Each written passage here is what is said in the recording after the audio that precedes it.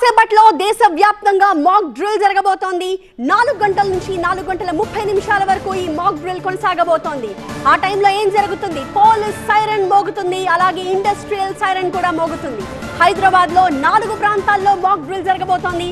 అటు విశాఖలో 2 చోట్ల మాక్ డ్రిల్స్ కోసం ఏర్పాట్లు జరిగిపోయాయి. కొత్త జాలరుపేట ఆక్సిజన్ టవర్స్ దగ్గర మాక్ డ్రిల్ ఉంటుంది. విశాఖలో ప్రజలకు అవగాహన కోసమే ఈ మాక్ డ్రిల్ అని అధికారులు పదే పదే చెప్తున్నారు. ఎవ్వరూ పానిక్ అవ్వాల్సిన అవసరం లేదు. ఎలాంటి ఎమర్జెన్సీ సిచ్యువేషన్ వచ్చినా కూడా మనని మనం ఎలా తయారు చేసుకోవాలి, ఎలా సన్నద్ధం చేసుకోవాలి అన్నది తెలియజేయడానికే ప్రధానంగా ఇది ఒక ఇన్ఫర్మేటివ్ ప్రోగ్రామ్ గా ఈ మాక్ డ్రిల్ ని నిర్వహిస్తున్నామని కేంద్ర ప్రభుత్వం చెప్తోంది. అధికారులు కూడా ప్రజలకు అదే విషయాన్ని కన్వే చేయడానికి ప్రయత్నిస్తూ ఉన్నారు.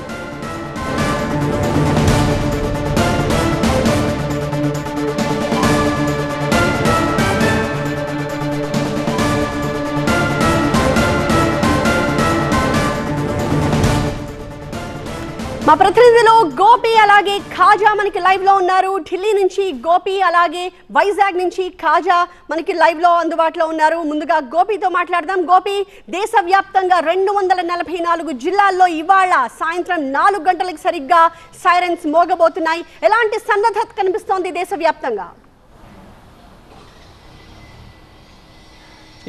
ఇది ప్రజలకు ఒక అవగాహన, యుద్ధ సన్నద్ధతకు సంబంధించిన సివిల్ డిఫెన్స్ మాక్ లైవ్. ఇది దేశవ్యాప్తంగా 244 జిల్లాల్లో, ఎంపిక చేసిన జిల్లాల్లో 259 ప్రాంతాల్లో ఈ మాక్ డ్రిల్స్ జరగబోతున్నాయి. కేటగిరీ 1, 2, 3 కింద ఆ ప్రాంతం యొక్క పరిస్థితుల ఆధారంగా కేటగిరీస్ని డిసైడ్ చేయడం జరిగింది.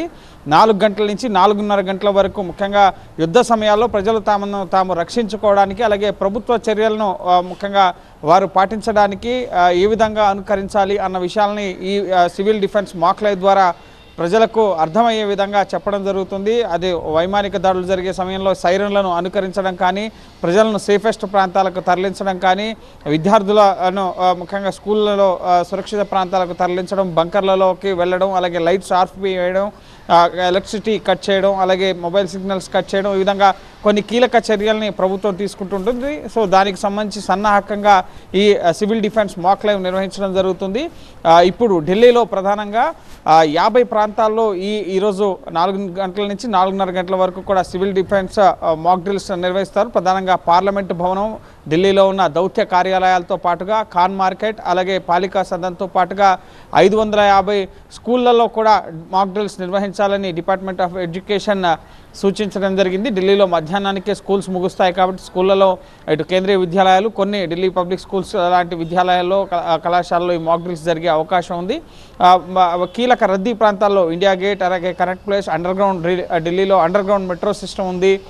సుదీర్ఘంగా అవే బంకర్లలో ఉపయోగపడే అవకాశం ఉంటుంది కాబట్టి సో బిల్డింగ్స్ మొత్తం ఖాళీ చేయడంతో పాటుగా అప్రమత్తం అవ్వడం, ఇటు హోంగార్డులు, ఫైర్ బ్రిగేడ్తో పాటుగా ఎన్ఎస్ఎస్, ఎన్సిసి, పోలీసు భద్రతా వ్యవస్థ అంతా కూడా యుద్ధ తరహా పరిస్థితులు వచ్చినప్పుడు ప్రజలు ఏ విధంగా వ్యవహరించాలి అన్న అంశం పైన ప్రధానంగా ఈ సివిల్ డిఫెన్స్ మాక్ డ్రిల్ అనేది నిర్వహించడం జరుగుతుంది.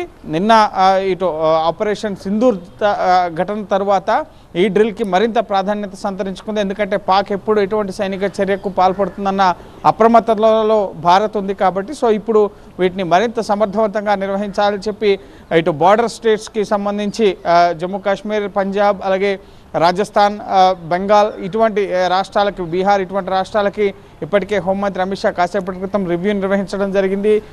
ఈ సివిల్ డిఫెన్స్ మాక్ డ్రిల్కి ముందు కూడా ఎటువంటి చర్యలు తీసుకోవాలి రాష్ట్ర ప్రభుత్వాలు అన్న అంశాలకు సంబంధించి కూడా, ఎందుకంటే కీ ప్లేసెస్ని వాళ్ళు టార్గెట్ చేసి దాడి చేసే అవకాశం ఉంటుంది. అది వైమానిక దాడుల ద్వారా కానీ, క్షిపణి దాడుల ద్వారా కానీ టార్గెట్ చేసిన ప్రాంతాలపైన ముఖ్యంగా ఎక్కువ ప్రభావం ఉంటుంది కాబట్టి సో అక్కడ ఉన్న ప్రజలు ఏ విధంగా సన్నద్ధంగా ఉండాలి యుద్ధ సమయంలో, వారికి సైరన్లను ముఖ్యంగా ఇటు ఎయిర్ ఫోర్స్కి సంబంధించిన టెలికమ్యూనికేషన్ వ్యవస్థను రేడియో, టీవీ ద్వారా ఎప్పటికప్పుడు సమాచారం తెలుసుకోవడంతో పాటుగా ఏ విధంగా సురక్షిత ప్రాంతాలకు తరలి వెళ్ళాలి, వీటన్నిటికి సంబంధించిన విషయాలను కూడా ఈ మాక్ డ్రిల్స్ ద్వారా ప్రజలు తెలుసుకోవడం జరుగుతుంది. ఒక రకంగా ఇది ఒక యుద్ధ సన్నద్ధత కార్యక్రమంగానే మనం భావించాల్సి ఉంటుంది. Right, thank you Gopikrishna.